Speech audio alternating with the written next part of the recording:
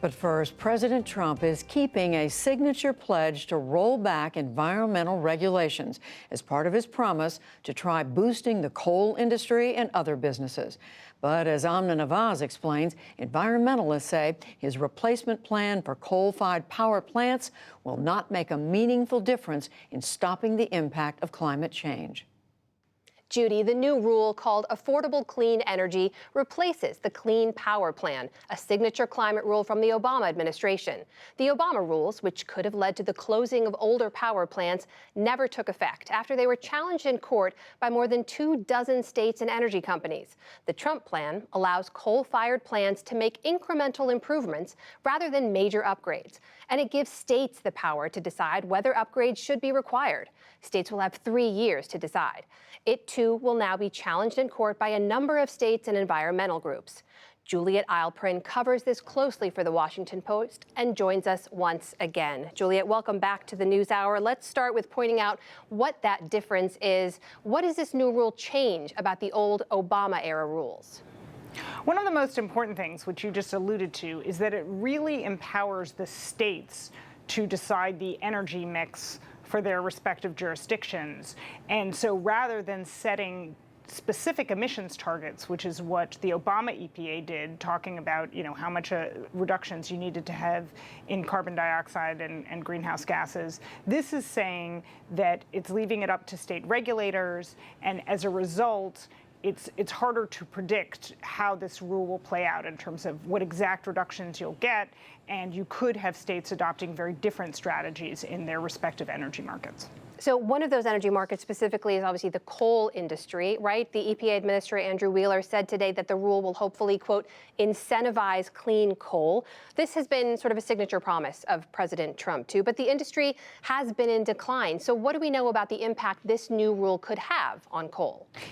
It could keep some aging coal-fired power plants operating. That's, again, a real difference between the previous proposal under the Obama administration that really outlined that no existing coal plant could meet the standards of what it was going to set over time. So you definitely could have individual states and individual utilities who can make upgrades and keep coal-fired plants operating for longer, and it doesn't compel the kind of fuel switching that was the hallmark of the Obama plan, where you really had a directive from the federal government to switch over to whether it was natural gas, wind, solar, or other forms of energy. So, Juliet, it's worth pointing out that part of this was meant to bolster the coal industry. That industry has been in decline, though. What can you tell us about that? Yes, certainly what we've seen is that there's a shrinking amount of demand for coal here in the United States from the energy sector.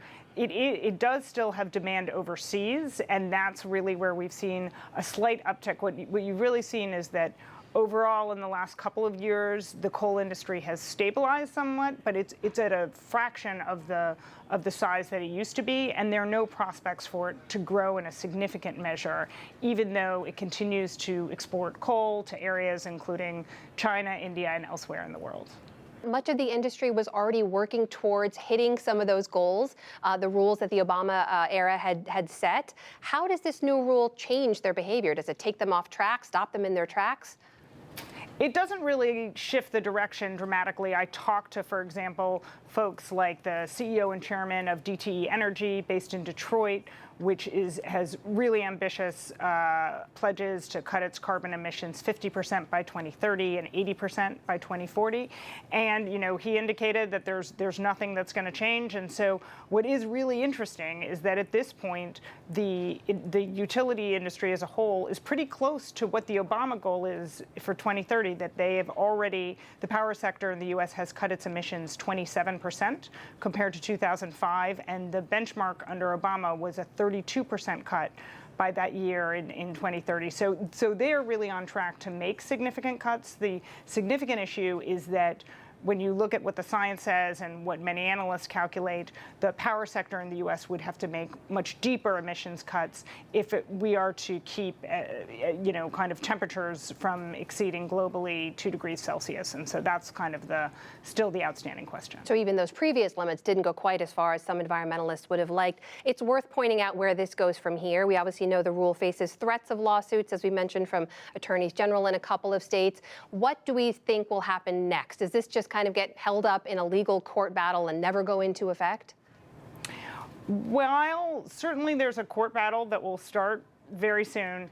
This seems more likely to take effect than the Obama rule, which did have an unconventional approach under the Clean Air Act. So I think that the odds are in the EPA's favor in the near term to be able to institute this rule. And then certainly it remains a little unclear what will happen, whether it will ultimately be held up in court or not.